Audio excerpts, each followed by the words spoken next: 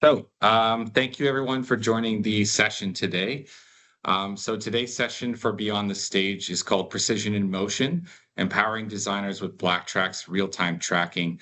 And I'm thrilled to be welcoming Jack Strandberg with me, all the way from Sweden. So Jack, thank you for attending. I appreciate that.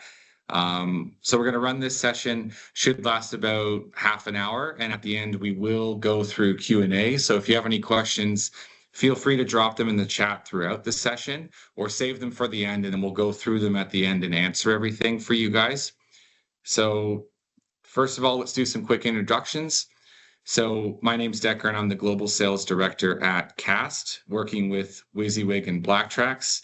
Over the last 10 years, specifically on the BlackTrax side, I've got the unique opportunity to see how tracking has kind of evolved over the last 10 years and how it's gone from a simple return on investment tool with follow spotting to allowing the likes of audio, media, lasers, cameras to also be used as integrations. So today with Jack, I'm really excited because we get to talk about the lighting and the audio side in this session. So Jack, maybe you could introduce yourself next and kind of talk about your experience as a sound engineer, how you got involved with Spira. Yeah, I've been working first as a freelancer for different companies in Sweden. And since 2011, I'm fully employed here at Spira and working And so as Yep. You got to be with the venue from the day one when it was open, right? Yeah, that's true. Yeah. So what's that kind of evolution been like at Spira as opened? You've got a bunch of different spaces you work in there, correct? Yeah, that's correct. We have 4 different stages. We have a concert hall, a theater hall, black box, and a small cafe stage. So you're working kind of in between those different spaces every few weeks. So what's it like jumping between those different venues within the venue? Yeah, I mean it's nice. You get this different days. With some days it can be dance, and other days it's a concert, and yeah, it's really all kind of things that is happening. Nice, nice. And I remember you mentioned to me too earlier, you guys didn't have musicals out the gate. That was kind of something you added later on. So you started with one style of show, but you guys have been changing your style. Yeah, that's true. From the beginning, it was no talk about musicals whatsoever. It was only mainly for the theater plays, small. And over the years, we have invested in audio system and tracking system, and now we're doing this like big productions, musical productions. Nice. So here's a quick picture of the theater for everyone here on the chat. So to quite a large location, and I remember too, back just before we started speaking, you guys were one of the first to invest in Elisa. Back in, was this after the pandemic or before the pandemic? I think it was before. I think it was 2021 or 2022, and we were the first for Lisa for our venue in Sweden. That's correct. So why did you guys choose Elisa? I know you looked at a bunch of options. Yeah, we looked at a bunch of options, but from the very start, we had Lisa already. We had 7 speakers, left and right system, traditional stereo system, and we did continue with that audio system, and yeah, Lisa was the right choice for us. So I know when you moved to spatial, your speaker count increased heavily. What did you have to add in terms of infrastructure to support that? Yeah, we were from 14 speakers. We went up to just the scene system, 60 speakers, and then it's 16 speakers again in the auditorium. So a lot of amplification were needed. Nice. And how do you use Elisa to complement your productions today? Because you have quite a few years of experience working with it now. Yeah, the Lisa today, I mean, it's a toolbox. I mean, you can make these environmental sounds like storms or different soundscapes. I mean, it's a brand new toolbox. It's only your imagination that like sets the limits. That's very cool. And let's talk briefly about some of the productions you've already used tracking on in the venue with both lighting and sound. So this was one of the first shows we started talking about, you and I. So what did you learn about tracking on this show, and how did you use it for the production? Yeah, we used on this production, we used it on, I believe it was 8 actors, and we were placing the stringers on the shoulders as recommended to get the best tracking result. And here we were using, I think it was the lighting designer was using like 20 fixtures, like moving fixtures, and spatial audio was also used in this one. And so I know that you started to handle quick changes here for the talent. So kind of how did you guys adapt to that on your first show as you were putting beacons on one talent and moving to the next costume? Yeah, we were using multiple beacons. So we had prepared in advance before the show. We had different costumes that had prepared beacons. Then we can make a quick changes. It was a little bit tricky at first, but we're getting better at it every day. So did you rely on the stagehands or the talent to do those changes? Stagehands usually helps with the quick changes, but sometimes the actor Nice. goes to a specific spot where the costume with the beacons are prepared in advance, so they know exactly off stage where to go, get the new Yeah. costume, and right back on stage. And kind of artistically about this show, what did you like the most about how the spatial audio worked with tracking? Spatial audio is really, I mean, instead of hearing the sound amplification just in left and right, here you get the tracking. You can really determine the position of the actor, where it is on the stage, and you get this sense of like natural amplification when you're using the tracking system with the Lisa processor. And it's truly amazing when you listen to it. That's very cool. So here's another show that you and I were speaking about earlier. So how did the show and tracking complement this production? This was a show using the moving stage wagon, and the guy in the background here is having a follow spots on him, and there were 6 actors like playing like acting like ghosts or demons of a young boy's subconscious. So those demons had their own individual fixture light tracking them on stage, and it was like really enhancing the effects of these ghosts or demons. Cool. And was there any point where anyone else on stage, like the band, was tracked also, or? The band wasn't tracked in this show, but the band was moving around across the stage simultaneously. It was 2 stage wagon moving around, so it was really like a tricky thing to get all the best sensor coverage to cover the whole And stage. Yeah. yeah, and you mentioned as well, kind of an interesting point. When working with lighting versus audio, you kind of mentioned to me that the data could be too accurate for audio sometimes in terms of speed. So do you guys do anything to like kind of dampen the data? Yeah, that's true. We are actually dampening the data in the Lisa controller because sometimes the tracking, the precision, and the accuracy of the system is sometimes too good. So when the actors move on stage with the tracking following him, you get this static between the speaker. So we have a width and an insert effect that we use in the Lisa controller, and that gets it a little bit more slow, a little bit more smooth, if you like. So it smooths the sound across the speaker so you don't hear that jump, right?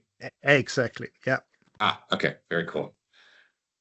So very quickly, I just want to make sure that those on the call that maybe aren't familiar with Cast understand Cast and its two products before we get too deep into the next portion. So Cast has been in business for about 30 years now, providing innovative solutions for the entertainment industry.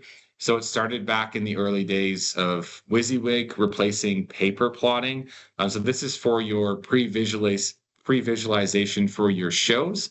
You can look at the show from end to end before you deploy it. And then BlackTrax, our real-time tracking technology. With WYSIWYG, WYSIWYG stands for what you see is what you get.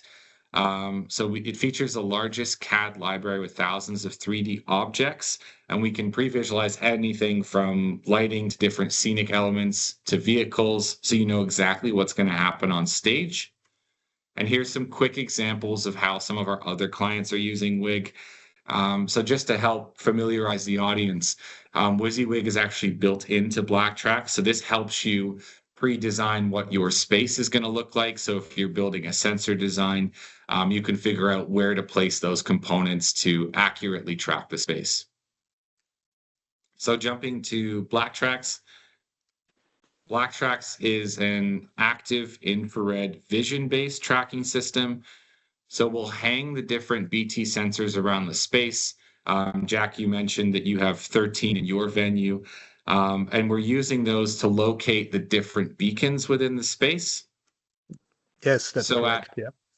At 100 frames per second, 7.5 milliseconds latency, we're able to locate the different beacons that the performers are wearing, and each of these LED pulses at a unique rate. So if there's 6 talent on stage, you'll be able to see and program so that each of those 6 talent has unique programming for their lighting or audio effects, as is the case for Spira.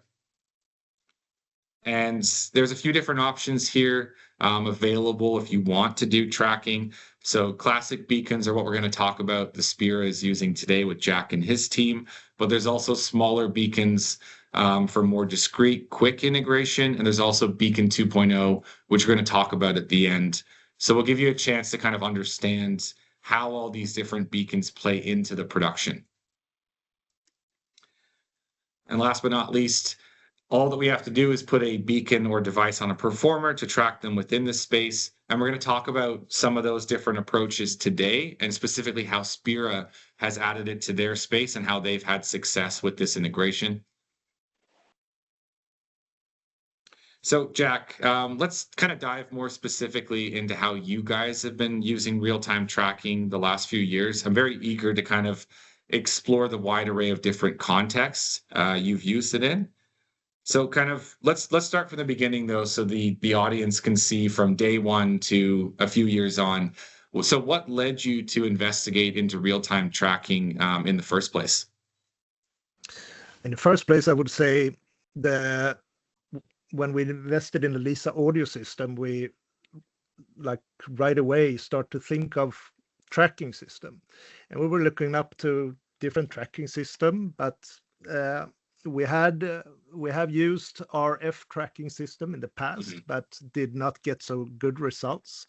And then we stumbled across BlackTrax because it's vision based, and you can integrate fixtures like moving lights, audio, and media as well, like video. So that was mainly our reason why we chose BlackTrax. So it's always been, it sounds like a split between lighting and audio to provide that automation, correct? Yeah, that's correct. Yeah. Yeah. So what were your alternatives if you didn't have tracking in this space to follow your talent for both sound and lighting? The alternatives, you mean a different system? Yeah, I believe you guys had follow spot operators. Yeah, we had follow spots operators at the beginning. That's correct. Yeah. So I think you mentioned there was no way for you guys to use that for sounds though. No, yeah, that's true. Yeah. And as soon as we did go immersive, and you think about our venue, the size of it is quite small, so you get this really good sounding from the tracking system. Nice. So I guess we'll ask this question this way. So why BlackTrax? Because I believe you guys are looking to expand beyond lighting and audio in the future, correct? Yeah, that's correct. We are having our Pixera server here at Spira, and the plan for the future here is to integrate Pixera into tracking as well. So is that for projected or LED content you want to do next with tracking? No, that's for projections starting first. Yeah. So with Spira specifically, why is it important that you have tracking? Because you've mentioned that you have a small team of about 14 technicians, but you bring in freelancers to support quite often, right? Yeah, that's true. Yeah.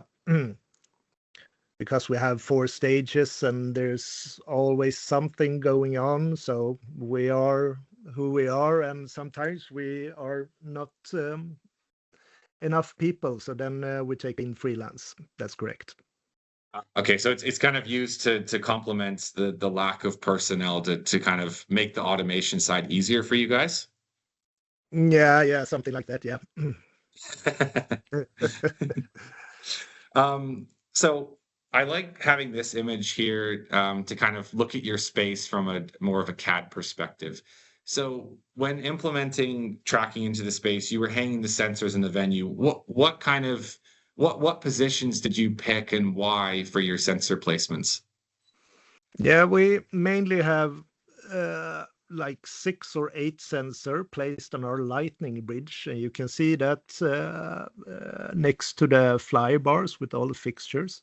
So Yep. there's a lightning bridge going around the stage, and we're placing 6 or 8 of those in like a 45-degree angle, and that's for having extra coverage for moving stage wagons or like scenic elements in certain scenes. You get a big scene in the way and 3 cameras are blocked. But our main cameras, our workhorses, are in the where the audience are, and there we have 6 or 8 cameras depending on the productions. So do you ever need tracking in the audience section? Do your designs to kind of accommodate for that, or?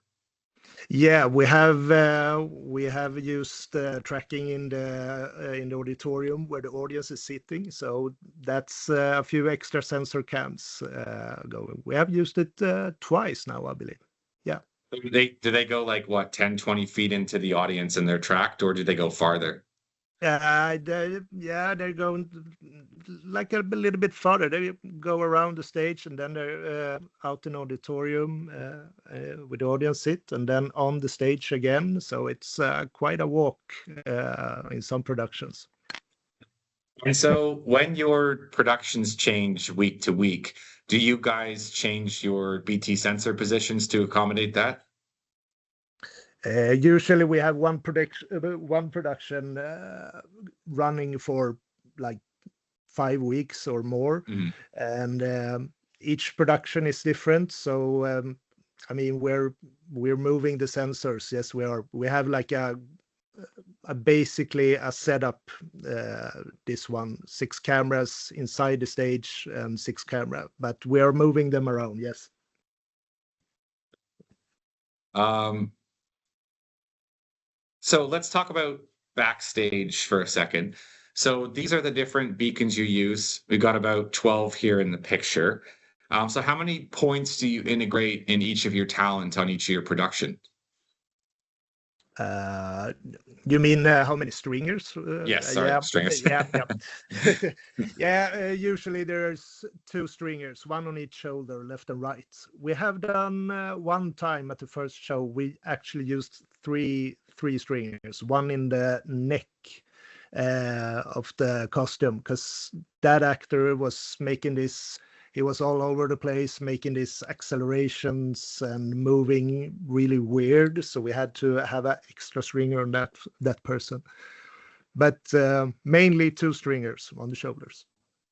And so you backstage, you also have your mic station to pair them up as well. So do you kind of you send them station to station before they go on stage, or how does it work?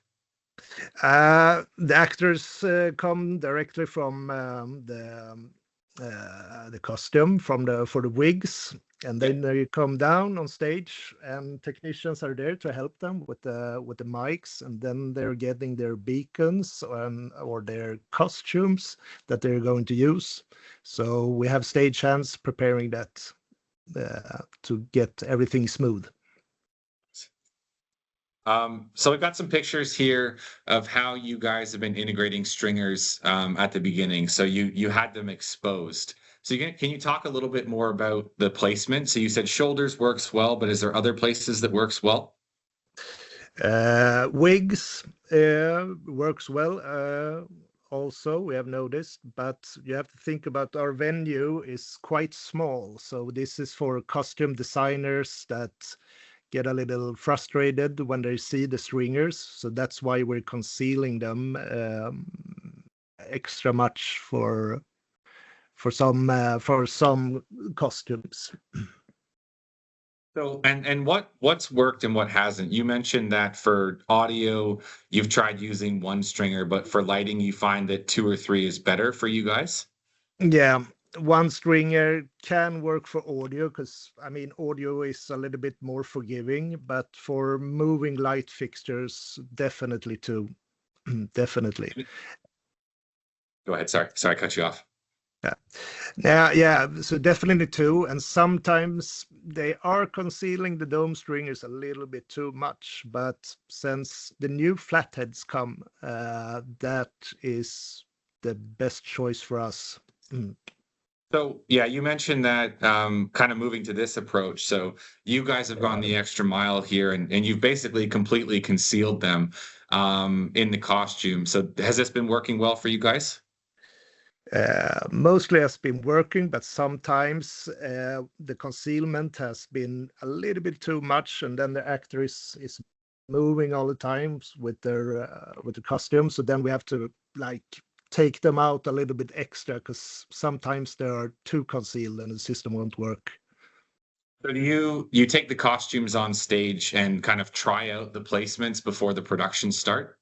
Yeah, correct. Before the show starts, usually the lighting technician or the audio technicians is taking one of these costume, put it on himself, and take a walk across the stage and just see so the tracking system is working. So that's basically uh, mainly procedure for every show before show. So you guys probably have a quick meeting before each production with the costuming department, and then you kind of pick these positions for where to place them, correct? Yes, that's correct. Yeah. Yeah. Um, so let's go here. The next one. So you mentioned the flathead stringers are useful for you guys. So what kind of changed when you started using the flathead stringers? I would say the diffusion, we are finding that the diffusion for the flatheads works better for us because we usually have the sensor cams. 9 out of 10 times the sensors are in the ceiling, like pointing down. And I mean, the flatheads are great because I mean, the LED is actually pointing up. So and for concealment is also better for us. So, yeah. So you stitched this into the costume, correct, using those stringer holes? Yeah, that's correct. Yeah. Okay. And you said the mesh covering is working better with these ones kind of versus the domes in the past? Yeah, that's correct. The Nice. costume department is using this mesh cloth. It's like tiny holes. That's so an extra cover, so just for concealment. Nice. Okay. I'm sure that makes the costuming department happy to cover some of these up and conceal them. Yeah, yeah. So kind of good branching off point. So you mentioned kind of your positions are top down for the stage here. So you mentioned you move these ones around per production. Kind of where are those placements you move them to if the stage changes? I mean, we usually start with one position that we think this can work, but then after a few rehearsal days, we have to like change them. It can be like 3 meters to the left or to the right side, recalibrate the system.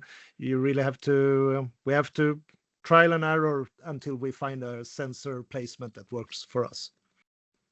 So you hang these on the same structure as is it your lighting truss? You don't hang them on the speaker truss, correct?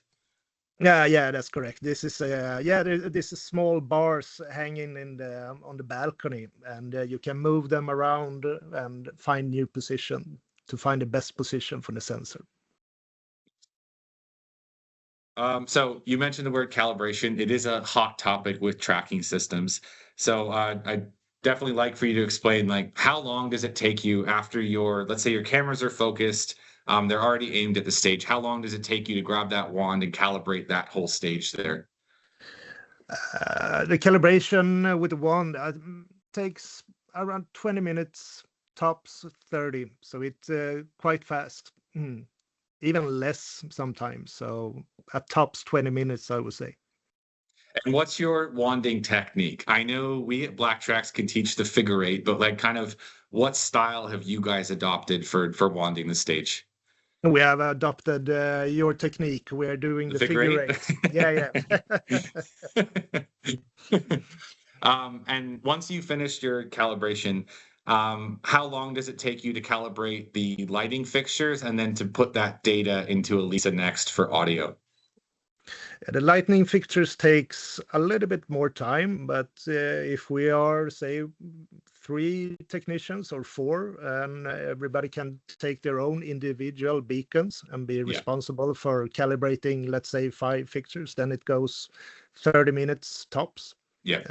And our fixture rig consists of, I think we have 40 or 50 DTS fixtures. So it goes quite fast. You have a lot of fixtures in that space to calibrate. And then the audio side, how quick is that once you send the data to Elisa? Yeah, the audio is the easy part. I mean, we're just sending the RTT RPM to the Lisa controller. That's super easy. The problem is the fixtures. The fixtures take a little more time. Okay, yeah, that takes a little more time. Yeah. So let's dive into those 2 areas quickly. So let's talk about how the workflow goes with lighting and then how the workflow goes with audio. So when preparing your content, this is your lighting setup here. So how does it work in conjunction with the Grand Aimé? Yeah, this is the lightning operator spots, and he always have this external screen to the left, as you can see, and what he's doing, he just want to see where he is in the chapter list. So he's sending a macro to the BlackTrax servers to hit next chapter, and he also have a little screen there with motive, so we can see what's going on. Do we have tracking? And So I can see in the image there, it's kind of small, the red. So you guys are using zones for that stage as well? Yeah. So as soon as they walk out the zones, the light will douse out. Okay, gotcha. Yeah. So when it comes to programming lighting in conjunction with BlackTrax, how does that work during the rehearsal period? Like, is someone sitting at the BlackTrax station, someone sitting at the console? How do you guys do that workflow? Yeah, we need the lightning designer. Obviously, he needs help with a BlackTrax operator. So usually before premiere 1 week, or we have to have a BlackTrax operator who's programming in BlackTrax. And when the show is ready to run, it's just a lightning operator that runs the whole show with BlackTrax. So you don't need the BlackTrax operator once the show's running, because you're just queuing it at that point, right? Yeah, we're just queuing it. Yes. Okay. So what lighting features do you guys use on stage for the talent? Are you using offsets, prediction, things like that? Like, what's been useful for you guys? I would say prediction and sometimes offset as well. We have tried the sensitivity. Some chapters can have this really responsive settings, and one chapter can have a more slow, smooth transition. So we are, So you're changing your settings based on the movement you expect on stage, right? So if someone's running in a faster scene, you guys are kind of upping the prediction for that?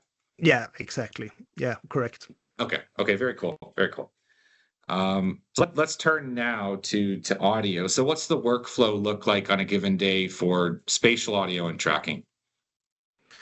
Yeah, if we're using spatial audio, same here. The audio technicians take a beacon, just move around the stage. One guy could be on the audio desk and just check the Lisa controller. So we have source that actually moves in the Lisa system, and we always have sometimes. I mean, things can happen, like an actor is accidentally covering one of the stringers, so we can lose tracking for a few seconds.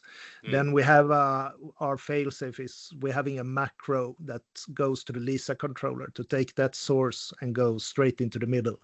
So then we are okay. taking away the tracking. Oh, so you've got a built-in backup in case there is an issue for whatever reason. Exactly. Yeah. Nice.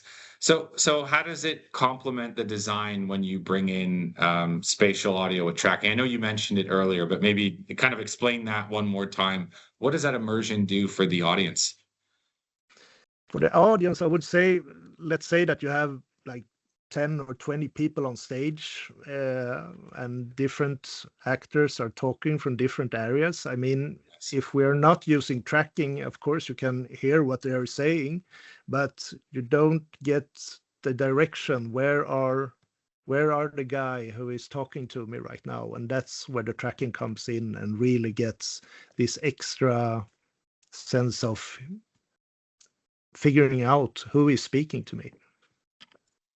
And so for the mapping with the beacons and the audio objects, do you guys just go beacon one, audio object one, beacon two, audio object two? Like, is that just kind of very quickly how you do your matrix?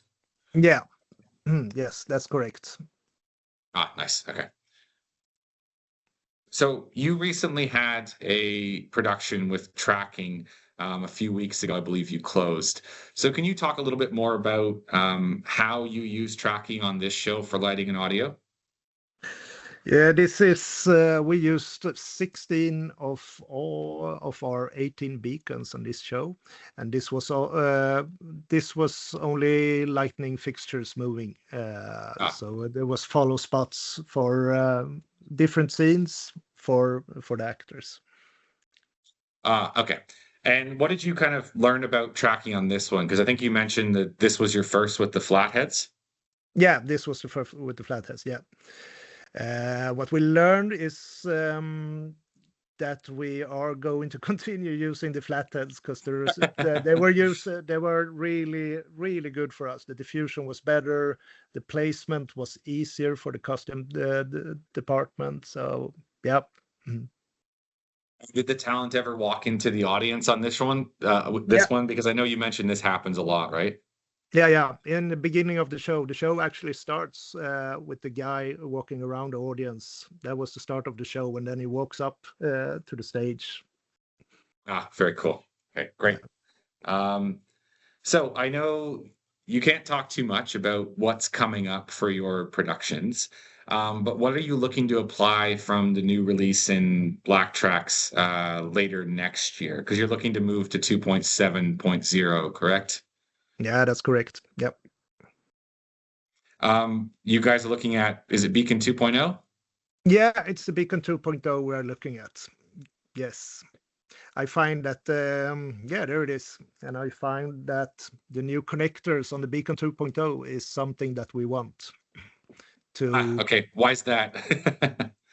Yeah, that has to do with the quick changes. I mean, the Limo connector is much better than this twisting connecting of the old beacon. So that this is perfect quick changes. So yeah, And I of guess. Oh, go ahead. Go ahead. Yeah, and of course you get this battery status, and you can set IDs directly in the display.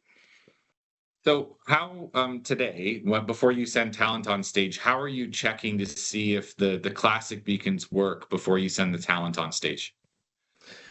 Uh,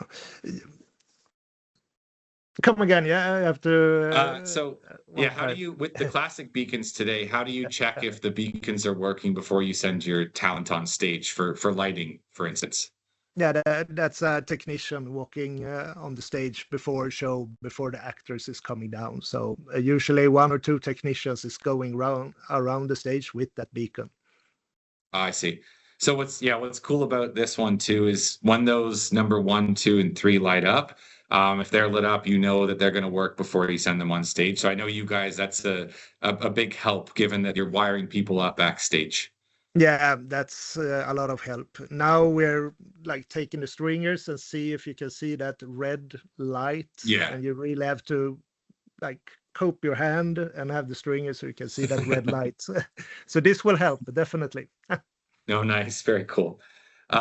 So thank you sincerely, Jack, for taking the time to talk about how Spira has implemented this from day one all the way to the future. So I want to kind of open this up to the audience here to see if there's any questions we could answer for them.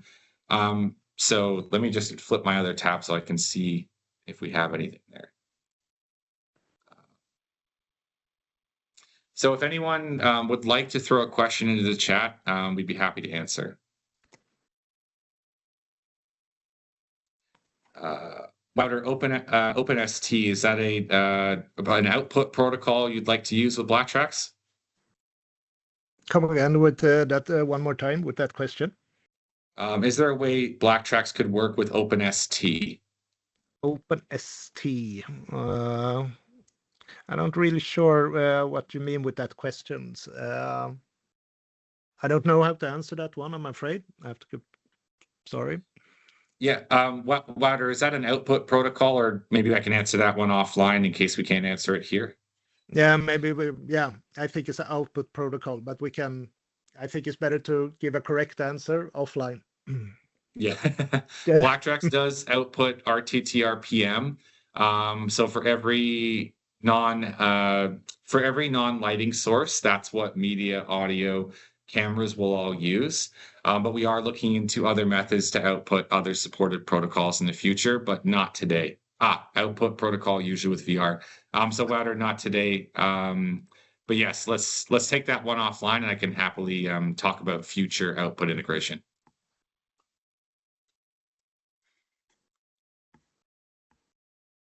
Anyone else questions on how Jack and the team have integrated tracking into their setup?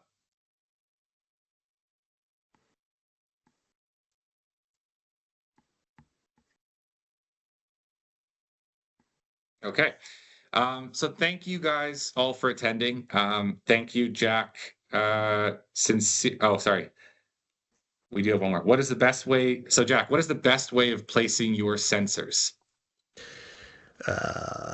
I would say the best way is to place them in a 45-degree angle on top of the stage. You get best sensor coverage that way, I would say.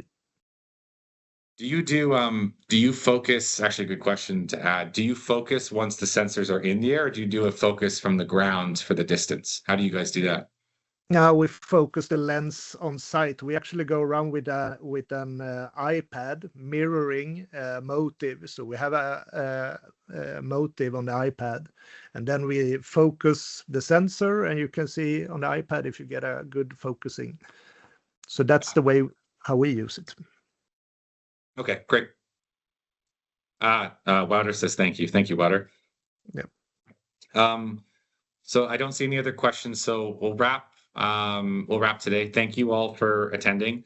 If you have any follow-up questions, this webinar has been recorded. We'll send it out to everyone, and feel free to reach out to Jack or myself with your follow-up. So Jack, sincerely, thank you for joining the webinar session today, and I look forward to helping you move to Beacon 2.0 and other releases of BlackTrax in the future. So thank you. Yeah. Thank you for having me. Thanks. Thank you, Jack. Appreciate it.